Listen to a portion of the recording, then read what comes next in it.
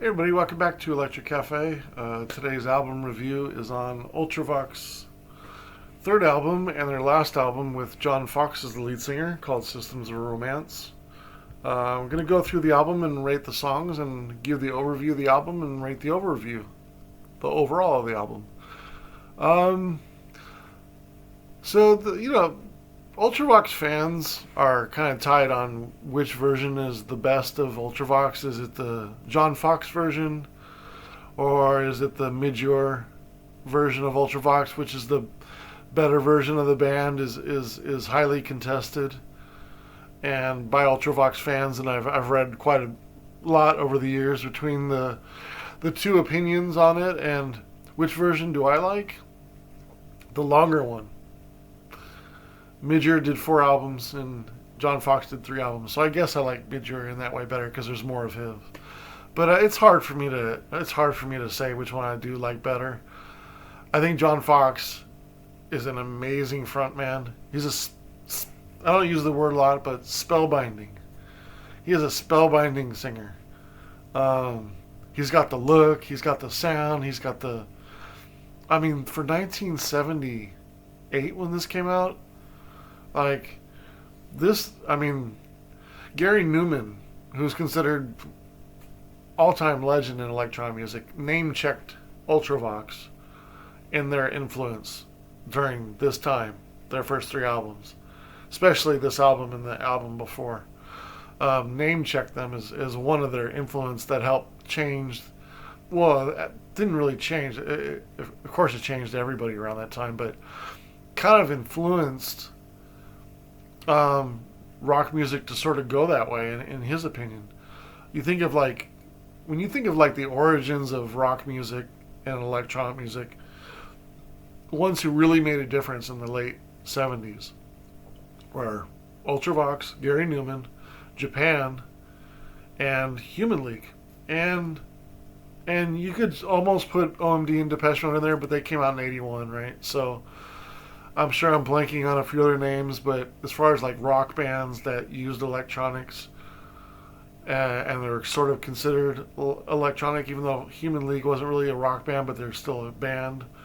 Um, I don't, there's certainly the more industrial side of Cabaret Voltaire and Throbbing Gristle and stuff like that through the 70s, and then you have stuff like Kraftwerk and stuff like that as well, and the whole German music scene and stuff like that. But as far as the rock and really even glam rock sort of evolving into a new romantic new wave, this album represents that in the fullest of probably any album I can think of that sort of it is kind of shows that kind of that change going on, and again from rock and glam to new romantic and new wave music, and still having a little bit of rock music in there. Connie Plank engineered this, the legendary engineer. A new wave. One of the things I really like about this album is the effects on the album, on the sounds. There's some effects in here that you don't really notice unless you really play again, or you're really intent on listening to just the guitar effects or just the vocal effects or just some kind of atmospheric sound that sort of comes from nowhere, or it's a main riff like in Dislocation. Just groundbreaking analog effects through the balance of the rock and electronic music is just right in the middle of combining the two into its own sound and sort of blossoming into new wave and new romantic music. The processing, like I was saying, with the effects on the rock instruments itself, makes for a really cool sound as well. It's one of the best blends of rock and electronic music and glam, almost with an attitude that that ever was. It's the pinnacle for that time in a lot of ways. This album. This is the second Ultravox album I reviewed. I gave Lament a 77 out of 100. Um,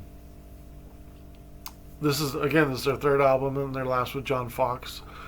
When I look at the songs, Slow Motion, I love the bass line, the guitar effects, keyboards are really strong, 3.5 stars.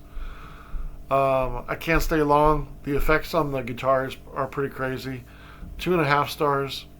Someone Else's Clothes, 2.25 stars. Has this kind of swing rock but it's got some cool sounds on it as well. Blue Light has a nice groove on it. I really like this one as well, 3 stars. Some of them not bad, good song, 2 stars. The second half of the album is a lot stronger, I feel like. Quiet Man was a single, cool riff, guitar, electronic sounds are really nicely balanced in here. I got 3.5 stars. What can you say about Dislocation? Amazing. So futuristic. So unlike anything that must have been out in 1978. It's just like a wormhole, like an earbug that, I mean, it's nothing that sounds like it. 1978 that I can, not in rock music, that sounds like Dislocation. Just, I can't think of anything. I'm sure there's some really avant-garde stuff that I'm missing. And there's some stuff that are really close that I'm blanking on, but Dislocation is so futuristic for 1978. It's freaking amazing. 4 stars. Maximum Acceleration, 3 stars. When You Walk Through Me, 3.25 stars. Just for a Moment, my second favorite song on the album was Slow Motion. Just for a Moment. So the album ends on a really strong note. The last 5 songs all average well over a 3. So really strong second half. Really no opportunities for the album I can think of. There could be a little bit better songs on the first half, I feel like, maybe. But, it's a, I suppose if you come from more of a glam rock sound, you may like some of them, like the track Some of Them, or I Can't Stay Long, or Someone Else's Clothes. You may like it a little bit better. If you're a huge, huge John Fox fan, maybe you like those a little bit better than I do. I still haven't really got into John Fox's ambient works and stuff like that. I have so much ambient music and so much music to listen to in general that I feel bad that I haven't gotten into David Sylvain's and John Fox's.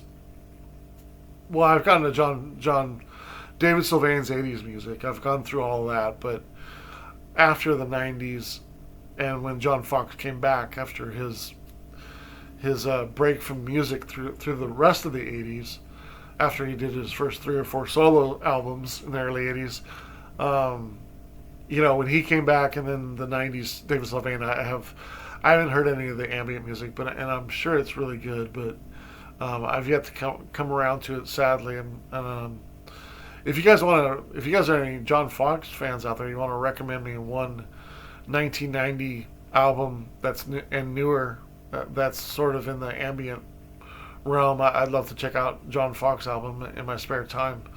But I think eventually I'll review those when I get to the more 90s and newer albums. But I just have so much music to listen to anyways. It's just hard to have everybody's music. But I'm a huge Ultravox and Japan fan, so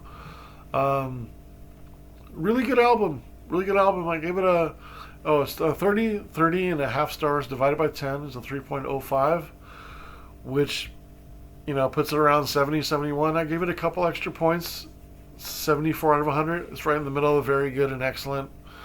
It's really good album. An album that if you're into new wave music and you're into the evolution of electronic music and you're interested in something unique. Sorry, it's kind of my stomach is hurting. I just had some soup and it had a lot of acid in it, so it's like killing my stomach right now. Tomatoes, marinara. What kind of soup was it? Tortellini soup, which is really good. Just a lot of acid in it, I guess. But I just had coffee too, and sometimes coffee gives me indigestion a little bit. But I love the taste of it. But yeah, if you want to check out a unique new wave album, like this is an album to check out, and so you can understand. It's also sad how underappreciated Ultravox is, and especially the early albums. Like it's of all the electronic music that's happening and stuff like that, and all the electronic music that's popular and in the clubs, and I'm around electronic music all the time, and when you hear stuff like this, and every time I hear it and I go back to it, I'm just like, wow, these guys are so influential. It just it's it's uh it's almost hard to quantify. I'll kind of give you an example. Like when you think of electronic, when you think of music in general, right? You think of drums. When do you think drums came out? Beginning of time, right?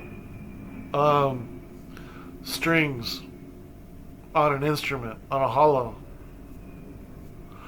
pretty early on, right? What else makes sound that could be musical besides drums and strings? Horns, right? Maybe like seashells and things like that, right? To make sounds like that, right? Beginning of time, beginning of when those.